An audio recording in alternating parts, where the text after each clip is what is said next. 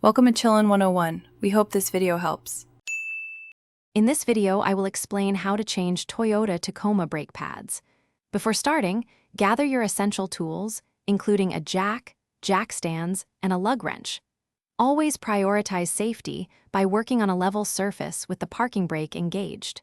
Remember to wear safety glasses and gloves throughout the entire process to protect yourself. This preparation ensures a smooth and safe brake pad replacement. First, loosen the lug nuts on the wheel you are working on. Safely raise your Tacoma using a jack and secure it firmly with 2 jack stands. Once the vehicle is stable, remove the wheel completely. Next, locate and remove the 2 caliper guide pin bolts.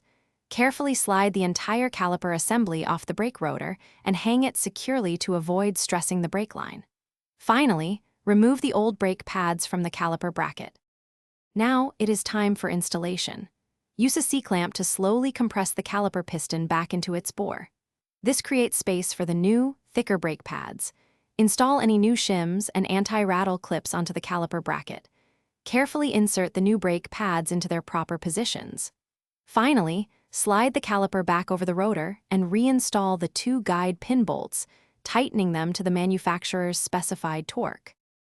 To finish up, reinstall the wheel and tighten the lug nuts to the manufacturer's recommended torque specifications. Before driving, pump the brake pedal repeatedly until firm pressure returns. This seats the piston against the new pads. Drive slowly for the first 50 to 100 miles to properly bed in the new brake pads. Always listen for any unusual noises or vibrations during your initial test drive to ensure everything is working correctly.